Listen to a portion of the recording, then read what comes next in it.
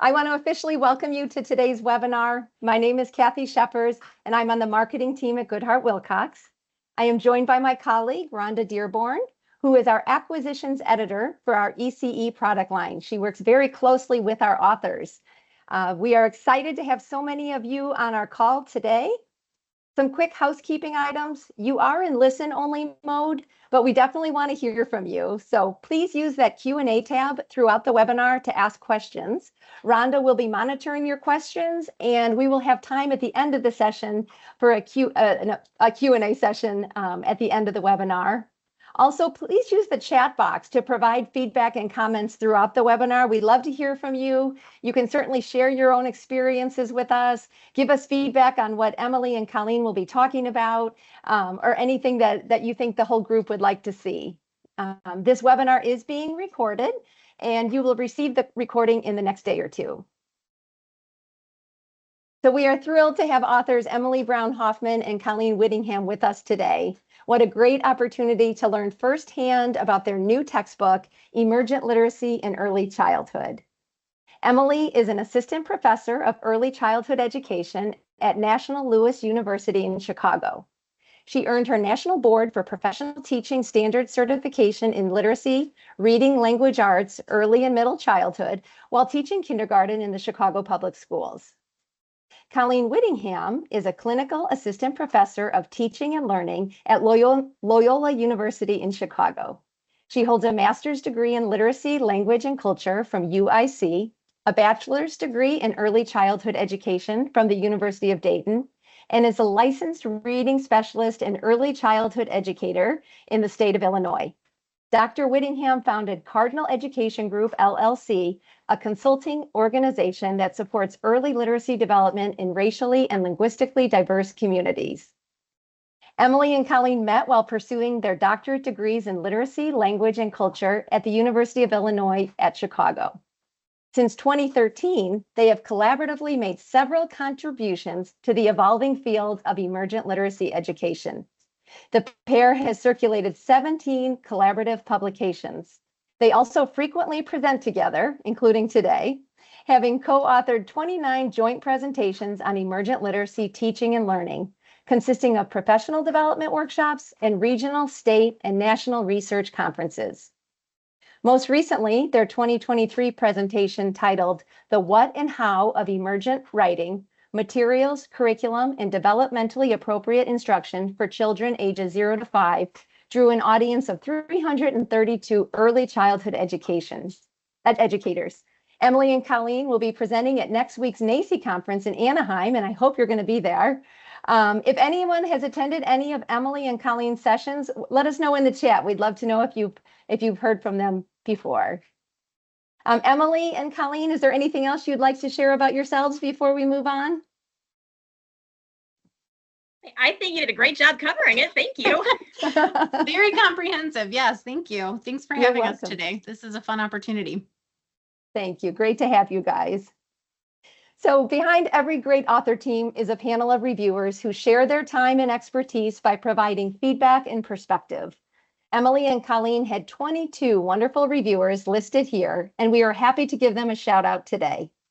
If you are interested in becoming a GW reviewer for forthcoming titles or new editions, send us a note in the chat, or you can contact Rhonda directly. We will be sharing Rhonda's email at the end of the webinar. But thanks again to our reviewers, and Colleen, I'll let you add a little extra to this slide. Yeah, we are just so grateful to have the external input from people who are in the field and are able to contribute multiple different perspectives. Certainly, each of them should be able to see some of their own influences in the book, because we were really grateful for their feedback and incorporated as much of their input and suggestions as possible. So we're just really grateful for their contributions to our finished product.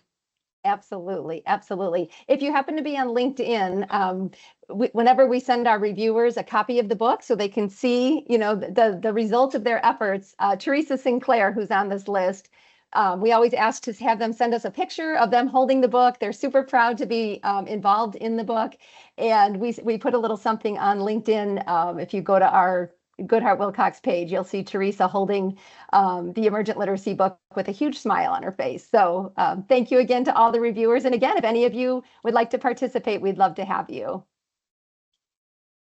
So one of the first things we like to ask our authors is the motivation behind the creation of a new textbook. So Colleen and Emily, would you like to share your thoughts on why it was important for you to develop this textbook? Yeah. So when Colleen and I were just starting to really conceptualize what this book would really be about, our biggest motivation was that we wanted to really thoroughly cover both the what and the how of emergent literacy. We noticed in our teaching of early childhood educators that the instruction and exposure that educators offer to children were significantly better when they understood, why they did the things they did. We also noticed that most textbooks that we were looking at usually focused on either, what emergent literacy entails or how to teach emergent literacy skills, and often didn't really combine both of those in any kind of comprehensive way. So we structured this book around offering readers both the what and how of emergent literacy. Another motivator is that there are many books that have been updated numerous times. And while books that are in later editions are revised to reflect current standards of practice, we felt like a totally brand new, fresh approach was necessary to meet the changing needs of the reader. In an age of increasing accountability, one of our motivators was to justify the need for high quality early childhood interactions, which we all know are so important. And to let people know how emergent literacy teaching and learning contribute to later literacy success, which is something that we have threaded through in different ways throughout the entire book. Awesome. Thank you, Emily. Colleen, is there anything you wanted to add? Sorry, I'm trying to toggle the mute button here. No, I think that really captures a lot of it. Really, overall, just the idea that we were looking for something that was a little bit fresher, a little bit more reflective of the lived experiences, not only of the changing student population and the changing children demographics, but also really addressing the different needs of professionals in the field today. And we are really proud of how this turned out and hope that it meets that need. Wonderful. Thank you.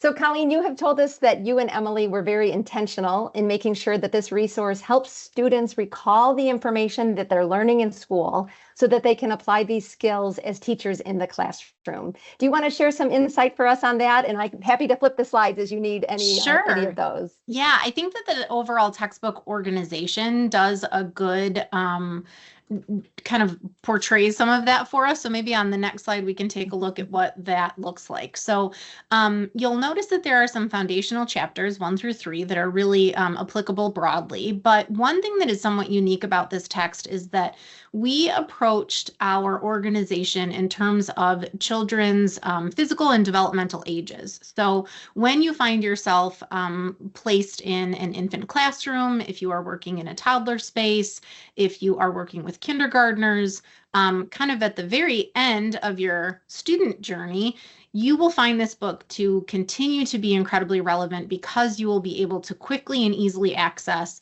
ideas and suggestions and the kind of grounded approaches that are most useful for the classroom context in which you find yourself working. So we wanted this to be a resource that was not only really impactful and useful when you are a student in the classroom, but when you are then taking on the role of educator, we want for this book to really grow with you. So instructors are going to find this particularly useful because those paired chapters, we take a both and approach. Emily had mentioned the how or the what and the how, right?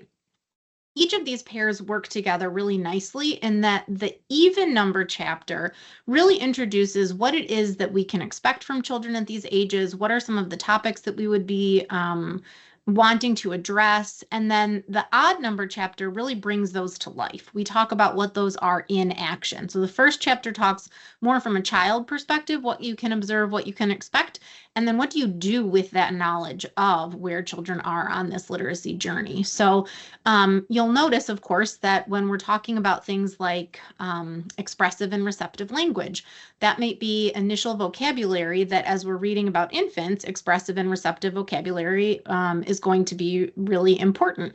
Well, if you don't fully grasp the differences between the two, or you're starting to confuse maybe with the preschoolers phonological awareness and phonemic awareness, when we start to get into the nitty gritty, you're not only seeing those concepts once, they're going to spiral back around for you, because again, in the toddler years, we are going to continue to talk about expressive and receptive language, much like across those preschool years and in kindergarten, we're going to be revisiting the idea of phonological awareness and phonemic awareness. So from an instructor's perspective, we really like that we continue to touch on and deepen our understanding of concepts that are really essential to emergent literacy understanding.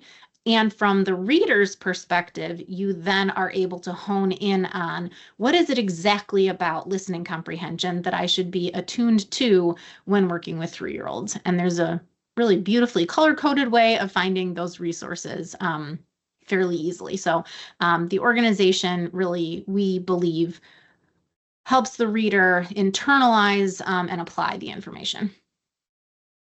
That's wonderful. And I know a lot of the reviewer feedback we received, the organization was very well received by our reviewer team, and they feel like that's a really smart way to be able to teach the course and to learn as students. I'd love in the chat if anybody has any opinions about that chronological approach that Colleen and Emily took. We'd love to hear your initial feedback prior to you receiving a sample of the book to see for it yourself. Yeah. So what that really means too is that, again, to kind of continue that both and, we can't have one without the other, right? An understanding of children and an understanding of what we do and how we can maximize our interactions with those children. And so the ways in which those paired chapters end is with an age-based review that is incredibly application-based, right? So you'll see features such as, what do they know? So we're assessing kind of the developmental phases, and where do you go? So as the adult who is facilitating interactions, what is it that you are going to then provide to the child, knowing what you do about their current stage of development? So those end of paired chapter, right? We have an infant review, a toddler review, really pull important information from both chapters so that you need to go back to kind of relying on information from both in order to apply it. So again, from an instructor's perspective, that does a really great job of assuring that your students are engaging deeply with the material and are able to take that material into real life scenarios. And then as a student, you really are thinking exactly about not necessarily textbook definitions or, sort of that recall information, which is built into the end of individual chapters, but really thinking this is useful for me to know as I become a professional. So we feel as though readers will also be really motivated by the content of the assessment as well, and see the applicability of it to their lives as professionals. Yeah. Wonderful. And then there's one more piece that we wanted to highlight in terms of organization. Also, a part of each of those paired chapters is a complete lesson plan. So there is infant, toddler, each of our preschool classrooms, the 3-year-old, 4-year-old, as well as kindergarten. And of course, you'll see that the contents of these change and develop over time, as what we would be focusing on for interactions with children at different ages and stages looks different. But we really think that this is useful because it can serve as a template. So from an instructor's perspective, this is a solid example that is already provided for you, and you can then use this to kind of gray out different spaces or give your students a completely blank template. And what a fabulous summative assessment to be able to say, given everything that you have learned, how would you plan for instruction in your space using this template that's already been provided? And then for the student reader, we all know that feeling of heading into your first classroom, your first space, the first day on the job, and thinking, what in the world do I do now, right? We have all of this knowledge, but actually executing that information in a way that is organized and intentional can be really overwhelming and a little bit intimidating. And so if nothing else, we can open the book and say, I've got a solid idea of how to start. And so we really wanted, again, for this to be something that that carries beyond the classroom as a student and into your classroom as a professional. That's wonderful. Thanks, Colleen. So Emily, you had mentioned that the partnership with Cricket and the listing of over 150 book titles is unique to your textbook and important as students become early childhood teachers. Can you share some insight about these special features and explain why these resources are so important for instructors to use and for students to be exposed to? Yeah, so first of all, Colleen and I love children's literature. I think it's not only a professional hobby for us, it's a personal hobby for us. If you have ever taken a class from us or a workshop from us, or if you've seen us, we have books. We bring books, we talk about books, and it's one of our favorite things to do. But not only is it professionally and personally so enjoyable for us, we firmly believe that you can't teach literacy without literature. So this is a first edition textbook. So every single children's book mentioned, it's in print. It is high quality and it represents a variety of lived experiences and cultures in different communities. And we know this because we have spent that time finding these books that are so useful for students and teachers. It's really, I think, one of our favorite parts that we really got to engage in with this book. You can see some of our chapter 11 and chapter 12 citations here. So these are books we talk about and cite within the text of our book when we are explaining different strategy and skills around emergent literacy teaching and learning.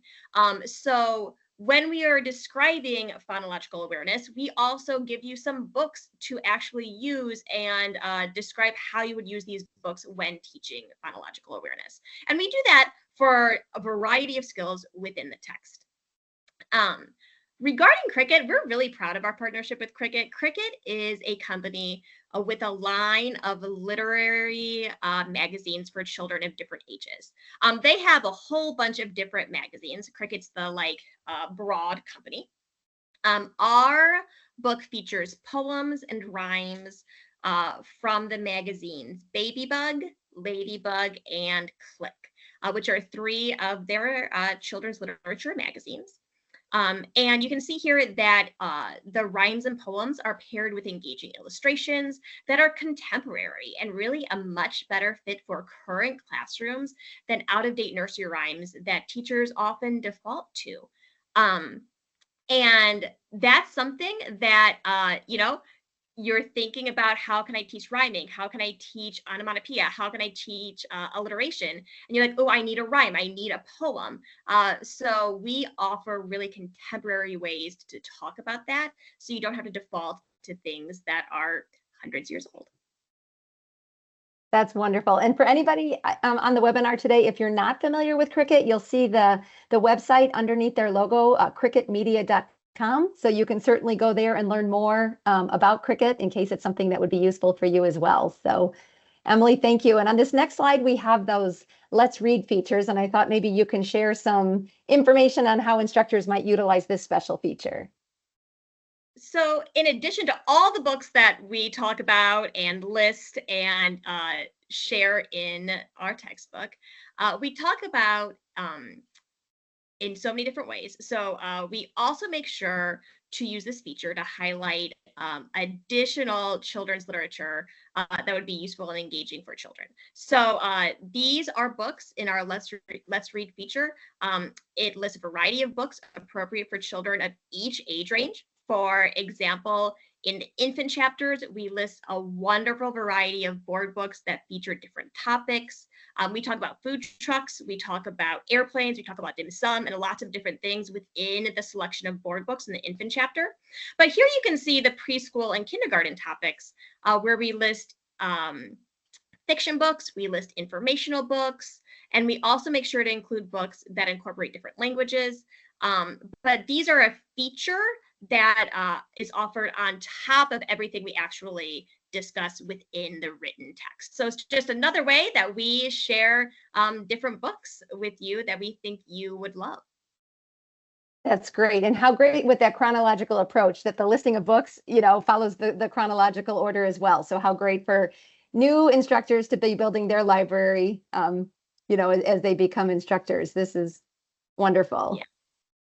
And since they're all available, these are also usually available at the library, right? A lot of times we know that out-of-date books aren't available at the public library, but these will be because they're contemporary texts. Perfect. Thank you. And then we have our story time checklist feature. Emily, if you want to continue your love of literature with talking about these items. I know, I feel like I got the long straw here, where I get to talk about all the books. So we make a point to highlight not only how important children's literature is, but also how it needs to be used. So while we curated an extensive list of children's literature for you all, we maintain our both and approach here with sharing our book list, but also explaining instructional strategies with the books. Having a great book's only half the job. And you need to have an excellent book, but also know what to do with it. So a storytime checklist is featured for each age range because we know how you approach storytime with an infant is different from how you approach storytime with a pre-kindergartner. We make sure to address all the different ways teachers can incorporate, various literacy skills into their story times in ways that are really engaging and beneficial for students. I think a lot of times we know how important story time is, but we don't maximize all the things we can do within story time. And so we've done that for you. We've talked about so many components that you can pick and choose for your story times and have a different, story time every day. But we also wanted to highlight opportunities for teachers to use books outside of story time. So we have a feature that addresses, how to incorporate books into the classroom throughout the day outside of story time. So for example, how would you incorporate books into centers, or how would you incorporate or share books during meals, which we know we spend a lot of time on, in early childhood settings. Wonderful. Thank you so much. And I'm going to ask you one more, Emily. You're not off the hook yet, but I wanted you to talk a little bit. We had many reviewers give us feedback, as we talked about earlier, and they really, kind of some of the key points that we heard again and again were that they appreciated that the writing style of your text is conversational, it's accessible, and it's really inviting to today's students. They also mentioned that your text is really an immersive experience, not a dry, impersonal text. They also really liked the real life examples that take the reader into the lives of children as they explore literacy. And probably one of our favorite reviews from Colleen's daughter noted that the author seemed to work really hard to make this book not boring to read. So if we can have a high school senior enjoy the book and have it, be not boring, I think that's the best review we can receive. But do you want to share a little bit more about some of the reviewer feedback? Yes, ultimately, Colleen and I are teachers, right? And so we wrote this book like we're talking to our students. They may be practicing early childhood educators, or they might be people who are wanting to be early childhood educators. But we know from experience that personal stories and tangible examples of how teaching and learning works is the best way to reach our students.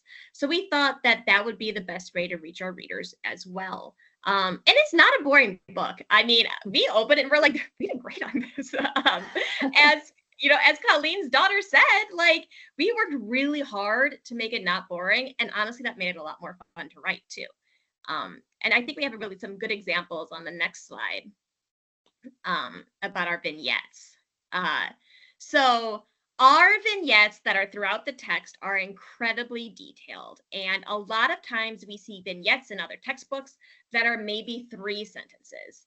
And they don't explain the context behind the vignette. Our vignettes take place both in formal classroom settings or formal childcare settings, as well as in the daily out-of-school experiences of children and families, because we know emergent literacy teaching and learning happens in all contexts and it's not siloed.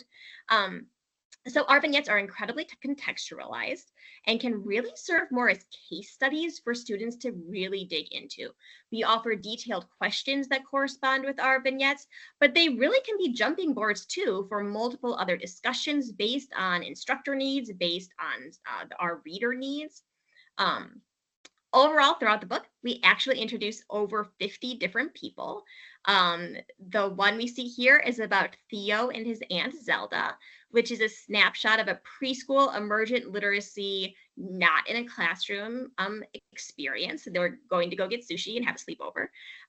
You can see just from this example how much there is to talk about regarding the vignettes, and also the people you meet in the vignette are highlighted throughout the chapter then, with additional vignettes illustrating, different literacy components in different settings with the same familiar characters. I think, for example, Aunt Zelda comes back later in this chapter and attends a family literacy event and looks at some of Theo's work that he did in his preschool classroom. And then I think I have one more slide before I hand it over to Colleen. But this is just to show that we actually bring vignettes back into our review section as well. Here we have an example of one of our end of chapter reviews. You can see that this also features a vignette. We make sure to incorporate similar characters throughout. So these are characters that were already introduced and then make an appearance again in the review section. But through this way, students have a more authentic experience when relating to new knowledge. Students get a chance to really apply that knowledge through thinking about real life scenarios. And really, it's somehow takes the reader into the lives of children as much as possible within a textbook. Excellent. Thank you so much, Emily. So as Emily was mentioning, and I wanted to share this page with you because this book is filled with a number of special features, and you'll find this feature contents page. It's like a little mini table of contents that's in the front matter of the book. So as you get your sample that we'll be sending you, if you haven't received it already, if you go to the front matter and take a look, you'll see all the different special features that Emily and Colleen have worked throughout the book with the page numbers associated with each of those features. So you can really take a peek and see how they are carried throughout all of the different chapters. The special features, as Emily alluded to, provide so many great benefits to instructors and to students. They make the content more engaging for the students. They really provide some great content and material for classroom discussions and student reflection. They allow the various themes to be consistent throughout the text, so students, have a nice flow to their learning experience. And they break up the content on the page to make the text more approachable and less boring, according to Grace. So gotta love that unfiltered feedback, right? Right. Something that I wanted to add to Emily's comment, I'm noticing in the chat that a number of you are teaching online. And that is, again, meeting the needs of today's learners, right? We don't necessarily have the luxury maybe of having a shared experience of observing in a school together or even having field-based hours in the same location. And so it can be really difficult to kind of make sense of information when you are, as a student, doing that work in an isolated way from home, and also as an instructor who is not within an arm's reach of all of those classrooms where your own students might be working or doing some field-based work. And so those setting the scene vignettes, I think, also really serve as a shared experience almost. We're able to then kind of really unpack and dig in. And so there's the opportunity to really build some community among your own learners who maybe aren't experiencing the same things as they're working in different environments or doing their field-based work in different environments, depending on the context in which you're teaching. But I think that they are just so rich and detailed that we really can go ahead and use those as anchoring stories as if we are in that space with with each of those young children and their caretakers that we introduce. So I do really, really love that feature. We also had a lot of fun writing those vignettes, so that was an exciting piece. And there's a couple here too that we wanted to highlight. So I think on the next slide, we've got a great example of that inclusive classroom. So visually, you can kind of see how we break up the text a little bit, again, trying to maintain engagement and interest, really kind of trying to distill down, even though it is it's a book that has some weight to it, because we cover so much information. We do so in ways that are as succinct as possible. So we really tried to distill down the most important information for people who do not have a lot of time to be reading lots of extra information. We want the important points to kind of bubble to the surface and really be highlighted. And so each of these features does just that. Again, you'll see that they kind of repeat themselves throughout the text. So inclusive classroom is going to be a feature that you'll see in multiple places throughout the book, as are the other features. This was really intentional, given that sometimes we approach English language learners or the needs of students with identified special needs in a separate chapter. We kind of isolate that work to make sure that we're addressing the instructional needs. But in reality, many of us, most of us, all of us are going to be working with children who have diverse learning needs, multiple varied linguistic backgrounds.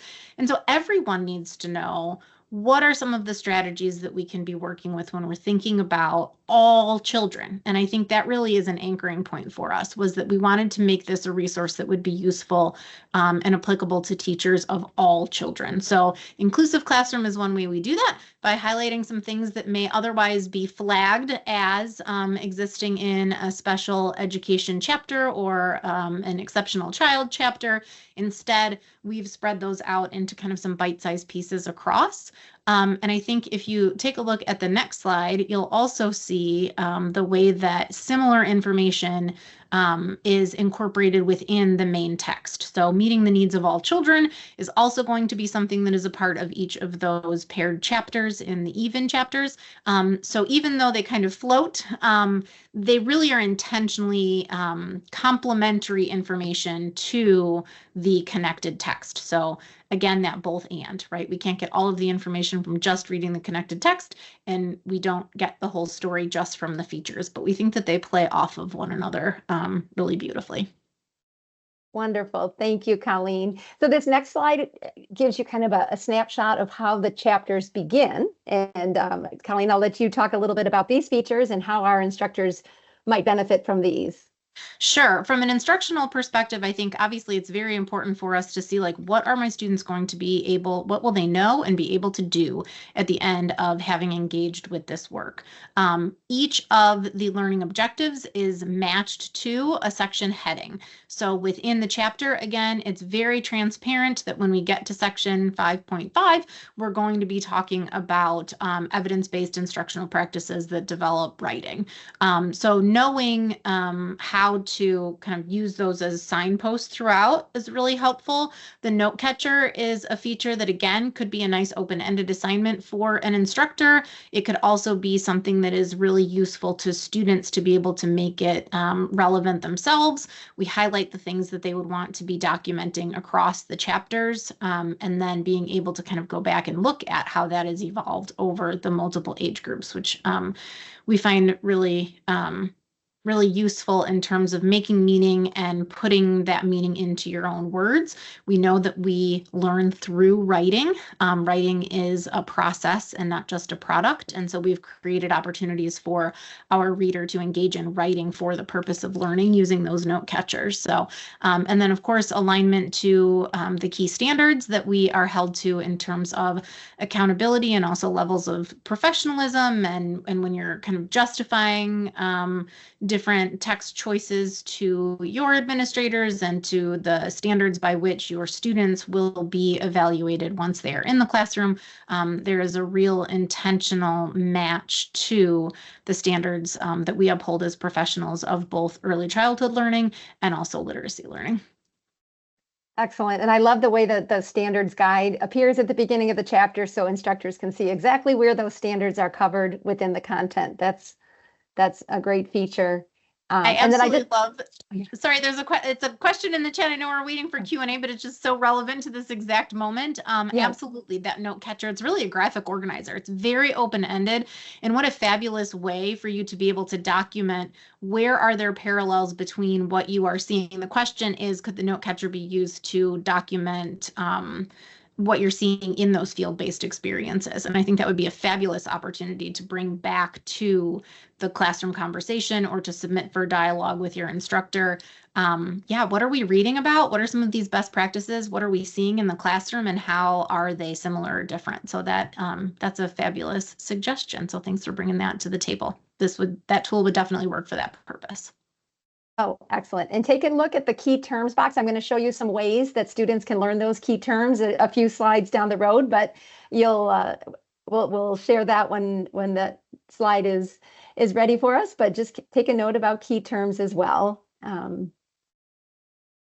And I think just kind of cycling back, this isn't officially a feature. I think it's a figure. We've learned all of those technical publishing terms, but something that you will see repeated throughout the text in all of those even number chapters. Emily really pointed out that one of our driving forces for writing this text was to really anchor the importance of emergent literacy practices in later literacy growth and achievement and success. And so we do a really intentional job of mapping the Head Start early learning standards to what is expected through the third grade English language arts standards and Common Core. Understanding certainly that a lot of states have moved away from Common Core officially, but they do still provide a strong foundation of what are the skills that are expected of our learners when we are at that benchmarking year that lots of legislation and policy revolves around grade level reading at third grade. So in every one of those application chapters, we've tied back when you're working on this skill or strategy or creating opportunities to engage in this particular way with infants or with toddlers or with preschoolers, this is what it ultimately is going to contribute to in terms of their literate lives as third graders. So drawing those connections and pulling that through line was something that was really essential to us.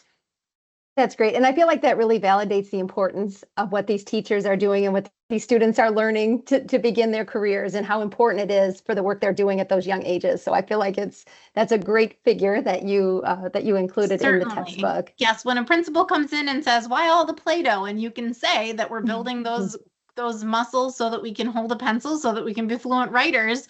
They're not going to ask you a second time if you know why you're doing what you're doing. That looks like play that maybe might not be understood as an intentional practice by someone who is not an expert in the field. So wonderful. Thank you so much. What great content you guys have created. I love this book, and it's been wonderful to be a part of it in a little way. But I wanted to share with our audience today the different formats that are available of Emily and Colleen's book. As you can see here, the print textbook is softcover text is available, of course, for your students, as well as an ebook and LMS ready content. And that is you might have heard of Common Cartridges, LMS ready, but that's basically the content that provides very simple integration with learning management systems like Blackboard, D2L, Canvas, Moodle, and other LTI compliant systems. So those are available. The LMS ready Common Cartridge option includes a library of authentic videos that were shot in actual learning environments and are accompanied by guided worksheets for students to complete. So certainly some value added assets that are available with the digital side of things. I mentioned those key terms when Colleen was talking about that intro to the chapter pages. And what we have in the online option are some digital activities that students can do independently, or you can do it with your students in the classroom. But they're very simple, but very important activities that students can do to really learn those key terms. So there's e-flashcards, there's matching activities, and there's a Jeopardy style game that provides just a variety of ways for students to better comprehend those important terms in each chapter. They can do those on their phone, on their laptop, on tablets. And like I said, you can project these in class. We've had instructors divide their class into teams and play the Jeopardy style game to start their class. There's just different ways. I'm sure you're all hopefully sitting there thinking of ways that you might be able to utilize these activities, and certainly let us know if you have any ideas of using those. But they're very simple to do. They're repeatable. They get what I like about it is that as students are practicing their terms, they get immediate results as to how they did. So they don't have to wait for something to be graded or anything. They can practice and kind of know where they're at. And then I mentioned the videos. Emergent Literacy has 19 videos that tie to the topics in each chapter. And each of the videos then includes a guided worksheet, which a lot of our instructors were happy about because it really makes the videos a little bit more relevant. It makes them assignable. It makes them conversational, and really has the students focusing on the videos as they're learning the different topics in the book. So 19 different videos. You'll have those for you and your students when you use that LMS ready content in your classroom. And then I wanted to just give you a quick snapshot of the ISBNs and pricing for Colleen and Emily's book. I wanted to really pay close attention to that very last feature, which is a bundle of both the printed textbook plus that LMS ready content. To me, it's just such a great value. I want to make sure you know about it. As you can see on the top line, the printed textbook has a list price of $93.28. And the bundle is less than $7 more, giving students access to the printed textbook, plus the ebook, those videos with the guided worksheets, and those other interactive activities. As Emily and Colleen mentioned, this book provides such wonderful guidance for students as they become teachers, especially that first year in the classroom. So we really feel it's important that students have the option to have that printed textbook that they can reference later as they're starting their career, but then also hopefully have the opportunity to have some of the videos and some of those other online activities as they're going through class. So again, that's just a quick snapshot for you of the ISBNs and the different options that are available. And then because the videos really have been such a big hit with instructors who have seen them already, what we did is we created an ECE video library. And this includes over 100 videos that are pulled from all the different ECE textbooks that we have. And it gives students the opportunity, if your students only use the printed textbook and that you don't use an LMS like Canvas or Blackboard, but you'd really like your students to benefit from some of those videos, this video library can be bundled along with the printed textbook to kind of give them the best of both worlds as well. So just note that that's also available, and you'll find that on our website as well. And finally, we wanted to make sure you knew about the online instructor resources. When you adopt this textbook for your course, you automatically then have free access to a full lineup of instructor resources. There's lesson plans, answer keys, pacing guides, rubrics, PowerPoint presentations, test banks, and more. The online sample that you've either received or will be receiving very soon gives you access to see the full ebook. So everything that Emily and Colleen just talked about today, you'll be able to see for yourself in the ebook. Plus, we're going to show you all of the instructor resources from Chapter 4 so that you can kind of see an example of everything that would be available to you, again, if you adopted this for your course. And then I just was amazed myself when I was reviewing the lesson plans. And these are different than the lesson plans that Colleen and Emily talked about in the textbook. These are your instructor lesson plans for teaching your course. They're very robust. And as I was flipping through them, obviously you're not going to be able to read them, but there's 9 different pages of just from one chapter, and they have those chapter objectives, the standards that are covered, any instructional resources for you to use, the assessments to use that go along with the content. There's some introductory discussion prompts, there's activities, some group project ideas, large group discussion topics, and then extended learning discussion. So I feel as an instructor, it really gives you a solid foundation to go ahead and start the course. And then what I like is they're also editable. So if there's some things you're not going to use, you can edit the Word doc. Or if you want to add something that you really like to use in your teaching that's not included in the lesson plans, you can do that as well. So it was just so significant. I wanted to make sure and point out those lesson plans for you. And then finally, I wanted to just share with you, we have a number of early childhood education textbooks in addition to Emily and Colleen's book.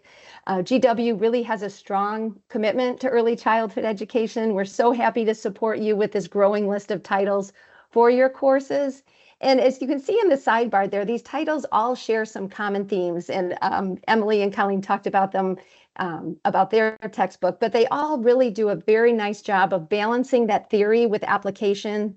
The fact that they're designed specifically for early childhood education.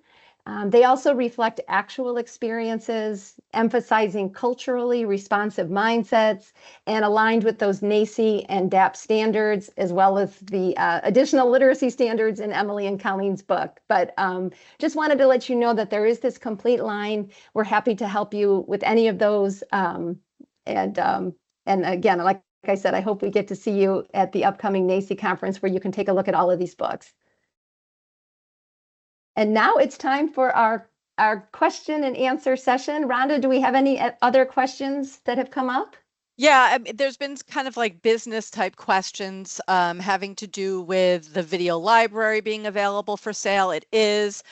If you're having problems with purchasing it online, please reach out to me. I know on the next slide, if you want to bring it up, Kathy, there is information on how to contact either your sales rep or myself. I'm the acquisitions editor for early childhood education, and I'm happy to connect you with the appropriate sales representative. We call them educational consultants here at GW, and we can get that done for you by connecting you with your sales rep.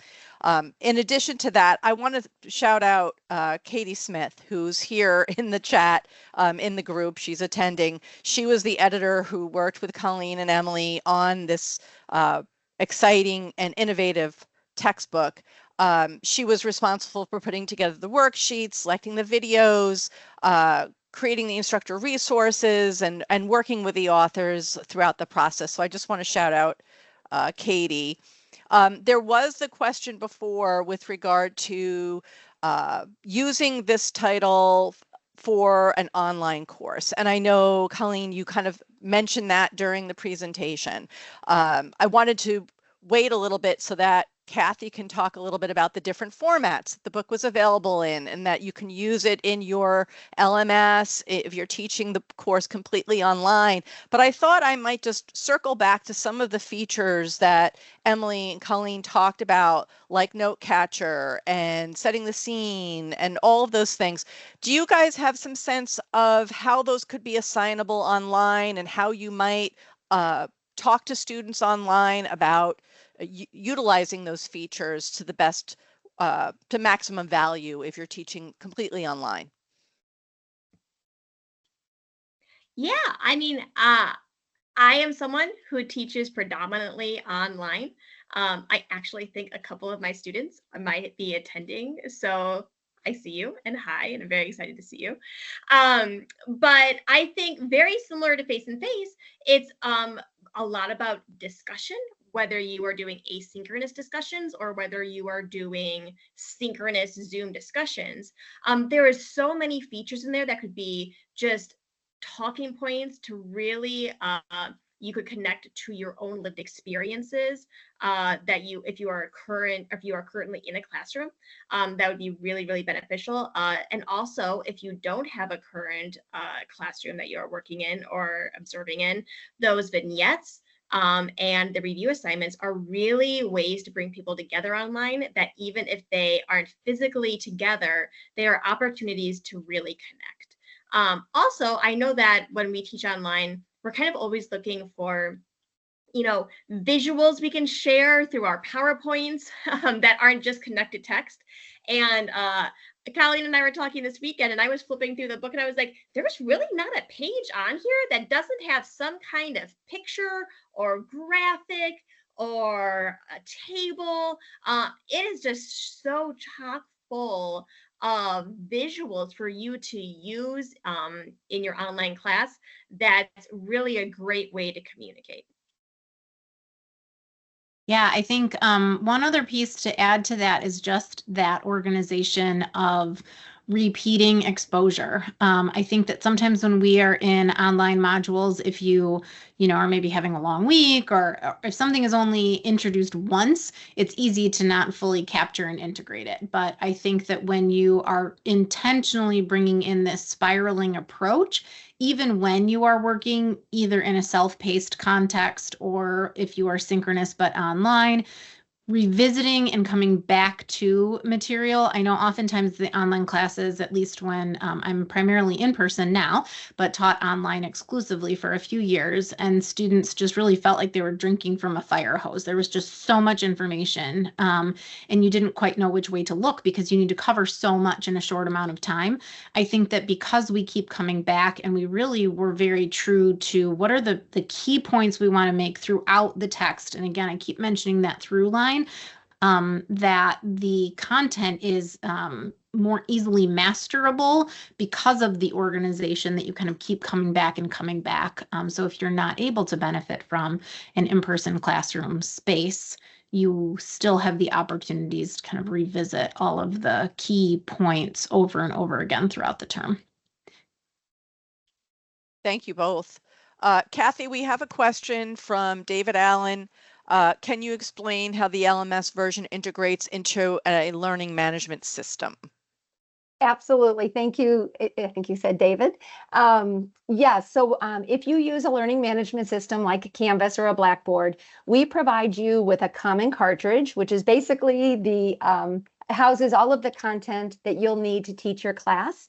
We have technical support staff that's very helpful if you're new to it, or if you need help or you need them to speak with your IT administrator to help get things set up.